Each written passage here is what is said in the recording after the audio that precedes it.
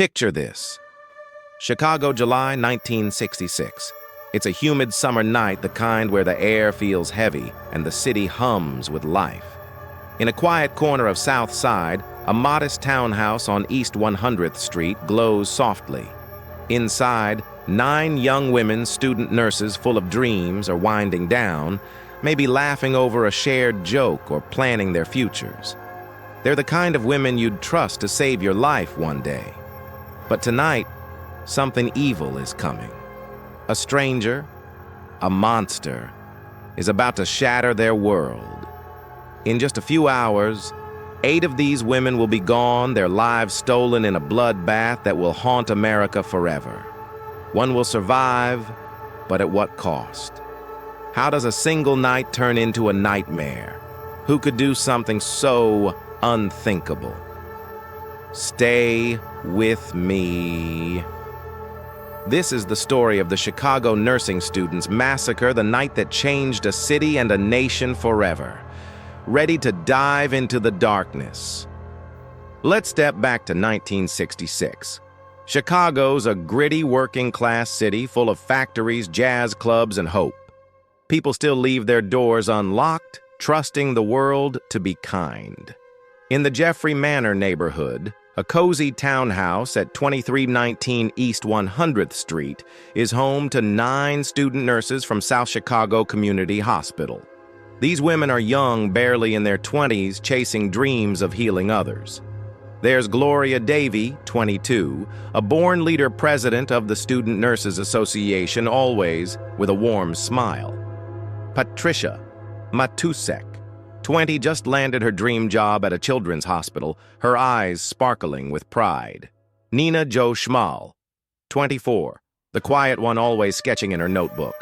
And Corazon Amurao, 23, a determined exchange nurse from the Philippines, chasing the American dream thousands of miles from home. They're friends, roommates, sisters in spirit, sharing late-night talks and small joys. But someone else is in Chicago tonight. His name is Richard Speck, a 24-year-old drifter with a rap sheet longer than his dreams. Burglary, assault bar fights, he's trouble, and he wears it proudly. On his arm, a tattoo screams his truth, born to raise hell. These women don't know it, but their paths are about to collide, and it's gonna be ugly. July 13th, 1966, just past 11 p.m. The townhouse is quiet, the girls settling in for the night. Maybe someone's reading, another's brushing her hair. Then a sound, a creak, a shadow. Richard Speck slips through a window, his boots heavy on the floor. He's got a hunting knife in one hand, a .22 pistol in the other, and a look in his eyes that chills the air. He rounds up the 9 women in the living room, his voice low, almost calm. "Don't worry," he says, that Texas drawl cutting through the silence. "I just need money to get to New Orleans." The women are scared, but they hold on to hope. Maybe he'll take their cash pennies really and leave. They hand over what they have, their hands trembling. Speck starts tearing bed sheets, tying their wrists with tight, cruel knots. Can you imagine it? You're in your own home, surrounded by friends, but you're helpless, staring at a stranger who holds your life in his hands. What's going through their minds? Fear, hope, or something worse. Resignation. Then the nightmare begins. Speck doesn't leave. He picks his first victim, Pamela Wilkening, 20, with her soft voice and kind eyes. He leads her to a bedroom away from the others. A scream cuts through the house, then silence. He stabs her, strangles her, her life snuffed out in minutes. The other women hear it. They're bound, gagged with strips of their own sheets, unable to move. Their hearts must be pounding. Do they pray? Do they scream inside? Speck moves on to Mary Ann Jordan, then Suzanne Ferris. One by one, he takes them, his knife flashing, his hands tightening around their throats. He's not rushed. He's calm, methodical, like he's done this before in his mind 1,000 times. The house once filled with laughter is now a slaughterhouse. Blood stains the walls. Bed sheets are tangled, soaked red. Valentina Passion and Merlita Gargulo, both from the Philippines, are next their dreams of a new life in America cut short. Nina Jo Schmale tries to fight, but she's no match. Patricia Matusek, so close to her new job, never gets to start it. Gloria Davy, the last, suffers the worst. Speck's brutality peaks. He rapes her before strangling her, leaving her body in the place she once felt safe. 4 hours, 8 lives. How does someone do this? How does a man become a monster? And what's it like to know you're next? But one woman defies the odds. Corazon Amurao, small, quiet, and impossibly brave, makes a split-second choice. When Speck's distracted, she rolls under a bunk bed, squeezing into the shadows. She lies there, barely breathing as her friends are taken. Can you even imagine it? The floor, creaking under Speck's boots, the muffled cries of her roommates, the silence that follows each death. Her heart's pounding so loud she's sure he'll hear it. But Speck makes a mistake. He thinks there are only 8 women. He doesn't know Corazon's there, hidden, counting every victim, memorizing every detail. She stays still for hours, trapped in a nightmare she can't wake from. What's going through her mind? Fear, guilt, the will to survive. Dawn breaks and Speck finally leaves his boots, fading into the morning. Corazon crawls out her body, shaking, her voice raw. She climbs onto a window ledge and screams into the Chicago sunrise. They are all dead.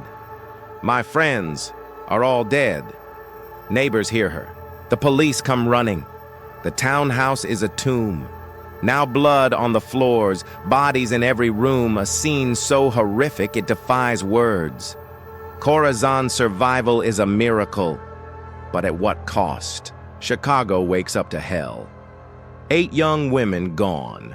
The city's in shock, its innocence shattered. This isn't the America where you trust your neighbors.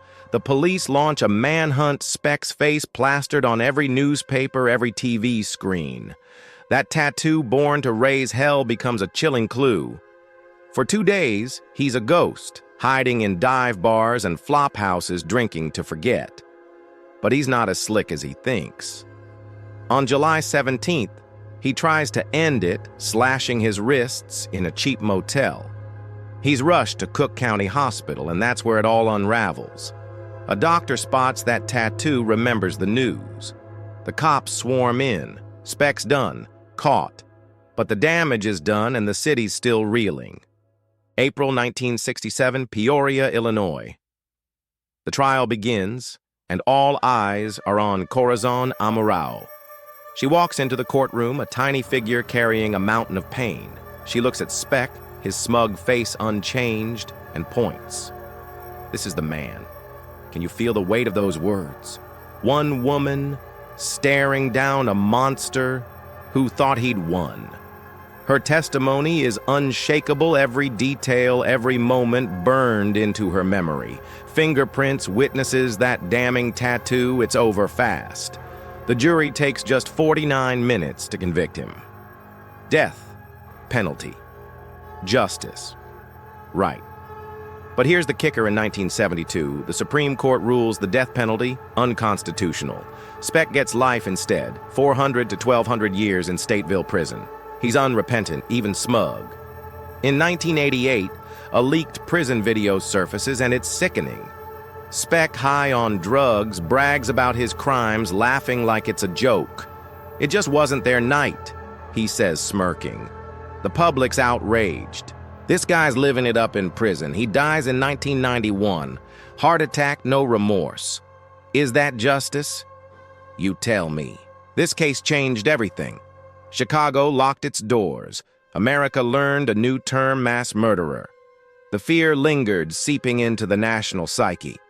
Those 8 women, Gloria, Patricia, Nina, Pamela, Suzanne, Mary Ann, Merlita, Valentina, became symbols of a lost innocence. Corazon Amurao's courage became a beacon, proof that even in the darkest moments, strength can shine through. Even now in 2025, the story's alive. True crime fans on X still dissect it, sharing theories about Speck's twisted mind. Documentaries and podcasts keep the case in the spotlight, reminding us how fragile safety is. What do you think? Could a monster like Speck slip through today's world? Are we any safer now, or are we just kidding ourselves? Drop your thoughts in the comments, hit that like button, subscribe, and let's keep unraveling the darkest corners of true crime. Stay safe out there, because you never know who's watching.